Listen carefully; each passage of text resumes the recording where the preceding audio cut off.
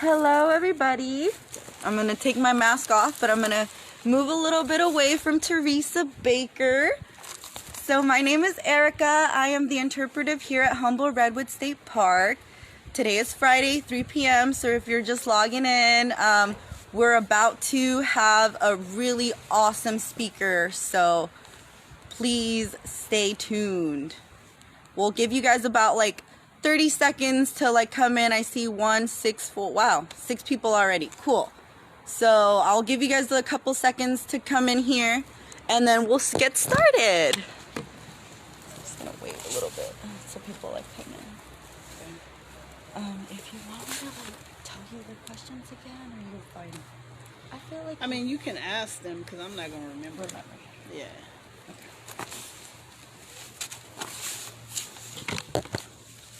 Okay, hello, and we are back. We have around 15, so we're gonna say that's pretty good. So, hello everybody, I am Erica, and we are here with Teresa Baker. All blacked out, can't see. You can't even, girl, I'm gonna have to move. That's not okay. Cool. Yeah, this is better. This is better. Okay. Awesome. So we're just trying to figure this out, making sure we have that 6 feet of space. Alrighty. I might just take this off of here, honestly. Whew. Okay, so we are here and we're gonna begin. So my name is Erica again, and we are here with Teresa Baker. She is an activist, boss woman, mastermind of a lot of great diversity, equity, and inclusion outdoor organizations for people of color. I'm proud to have her. This is her vacation, so we're gonna make this a little quick. So if you guys were expecting something really big, we're only gonna do probably 10 minutes, all right? But we're so happy to have her here. So I'm gonna do a little introduction. So Teresa Baker has been a founder of many programs, as I was talking about. One of them has been the African American National Park event. She also was the founder of the Outdoor CEO Diversity Pledge. And if you guys have recently seen the Outdoor Collective video that was on, it was Here We Stand in it. So we're kind of gonna talk a little bit about those. So, hi Teresa, how you doing today? Good, how are you? We're doing great, thank you. Cool. So we're gonna get started. We're gonna go to the first question. So we're gonna post the link to some of the videos. I know that some of you may not have seen them, and so we want to give you context about what we're talking about. So I will make sure to post those in the link, and so that way you guys are kind of in the loop on what we're talking about. So the first thing that we're going to talk about is that kind of short documentary that you were just in with the Outdoor Collective about Right. Here We Stand. Right. So if you can talk a little bit about that. Sure. God, last year sometime, I don't even remember right now, I reached out to Save the Redwoods League, and I'd asked if they would be open to allowing me to be the first community-wise person to be a part of a grove in Sonoma County that they were opening. They had just purchased the land and they were trying to decide what to do with it and how to introduce it to the public. So I asked if they would allow me to do that. So I gathered some friends and reached out to the Outbound Collective and asked if they would, be open to creating a film around our visit to the Grove in Sonoma County. And they said yes, and I got together about 20 friends from around the Bay Area that represent various underrepresented communities, such as the Brown Ascenders. And we got together and we created an amazing film. And it's called Here We Stand, and shout out to Save the Redwoods League space and the opportunity to do it. Awesome. So yeah, the first question is a little bit about that.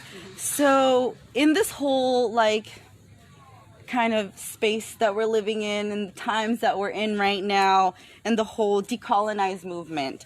Why is it important, do you feel, or the significance that you idea and you brought non-white members of the community to be the first to, you know, officially be part of seeing this experience? Yeah. Well, first, like any outdoor California, that land was originally native land, you know, and I wanted to make sure that not only were Native Americans represented, but also underrepresented communities, period. Because all too often we're left out when it comes to grand openings such as the one the Save the Redwoods League was working to do. And I thought it important that they hear our voices, hear our concerns, because what people fail to realize in this work of environmental protection is that people of color are often not at the table. We're not doing the work. And with people of color becoming the #1 demographic in this country, we need to make sure that they are represented on the boards and in leadership around within companies that address matters of environmental protection. So I just wanted to make sure that we were represented, that we weren't the ones who were not contacted, who were not aware of the Grove. So that was my whole purpose, just to make sure we were included. That's very powerful and that's very moving, and I think that's something that's really important nowadays, to recognize that we have and the management and the changes that it's had, but also to remember, you know, that it wasn't the white person that gave us this. So yeah, I really love that. And I think you touched a little bit on our next question, which was, with demographics changing not only in California but in pretty much the whole country, really, why do you think it's imperative that outdoor industries and organizations work more towards diversity, equity, and inclusion of Black, Indigenous people of color? Right, because we are becoming the #1 demographic. We are becoming the customer base for outdoor brands, such as Patagonia, such as North Face. We're your new customer base. So if you're not working with us and including us, we're going to start creating our own brands. We're going to find brands that are including us and work with them. But it's important for environmental companies because they need us to protect these outdoor spaces, period. There's no way around that. With us, you know, coming into being the #1 demographic, they need our voices, they need our work, and we all need to find a way to work together so that we can keep these outdoor spaces protected. Awesome. That's so true. I mean, I just see, like, just living in Humboldt County, like, for 7-8 years, how much has changed since then. And I'm pretty sure everybody, like, where you're from, you can see how, like, your community has changed over the 5-10 years. And what is it going to be in the next 10-20 years from now? So yeah, I think that's a really good thing that you're addressing. So we're going to move on to the next question.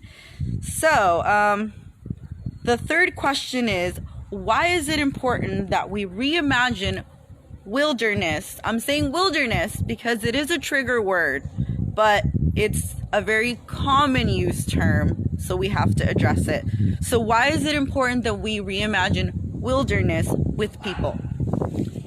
You know, when people speak of the outdoors and these wild spaces, they often talk about them in terms of Yosemite, some faraway place. But wild spaces or natural spaces are right outside our backyard. It's the outdoors, and we often neglect those spaces because we're too focused on the big fancy places, the Tetons, the Yosemites. So we need to move beyond calling these spaces wilderness, because it's common. It's where Native Americans, you know, basically protected these outdoor spaces. It wasn't wilderness, it was home to them. And we need to respect that and call it for what it is, stolen land. Yep. There was definitely an invasion that happened, and, you know, there's a lot of our history that tries to erase that, when the truth is, you know, settler colonialism was an invasion and there was a genocide that happened. Right. And so it is important to acknowledge that, and thank you for saying that, because I believe that too. So the last question that we have for our awesome speaker today is, yeah, like, I'm sure you faced a lot of struggles doing the work that you do, being the person that you are. What project, or, you know, what kind of role did you have that you feel that you faced the most backlash? And what did you do to overcome it? Yeah. I think when I first started doing the work, I created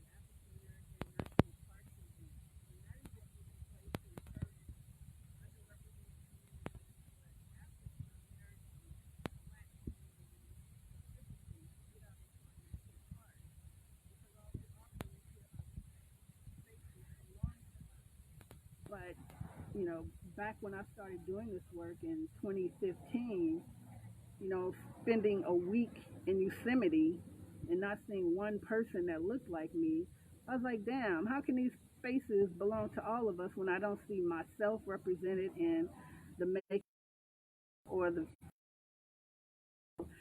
That was the whole purpose behind pulling that event together, but it was the most difficult because people didn't feel the need to address these issues with the community. Well, those of us who were at the time and continue to be in the National Park Service underrepresented, it was vital that we get out in droves to show people that, yeah, we get out, we're outdoors, you just don't see us as often because you don't hear our stories being told through the National Park Service, through the state park system, through the regional park system. So it was important, but there was some backlash. People didn't appreciate it, but I did it anyway. It's not about, you know, having people agree with your tactics. It's about being respectful in your tactics and moving forward in spite of the opposition that's there. So, you know, I encourage everybody to not think about the harsh words people have of you or the opposition. If you feel that something needs to be accomplished, don't look to other people to do it. You do it, and you fight hard to accomplish whatever that goal is. So that was probably the hardest for me, was African American National Parks event. But since then, the Park Service and we've worked together on several projects. I've worked with the state park system on projects. So things have moved forward since then, and it's cool. But you just got to fight for what you believe in. Awesome. Thank you, Teresa. Sorry, guys. I see that we're having some weak audio. I am doing it off my phone, and so the reception could be a little bad. We do have a question for you that somebody had, if you want to answer. Is, Teresa, how as a white woman can I help diversity in parks? I have been thinking about this issue for years. Yeah, you call out your local park district. You call out the state park system. You call out the national park system. You ask them, what are they doing? There's a lot that people can do, but they feel because these agencies are so big that they can't call them in and ask them to be more aggressive in their tactics to diversify not only their agency, but park visitation. So reach out to your parks, your representatives, and share with them your concerns. All right, guys. Closing it off here. I don't think we have any other pressing questions. Teresa, thank you so much for coming here.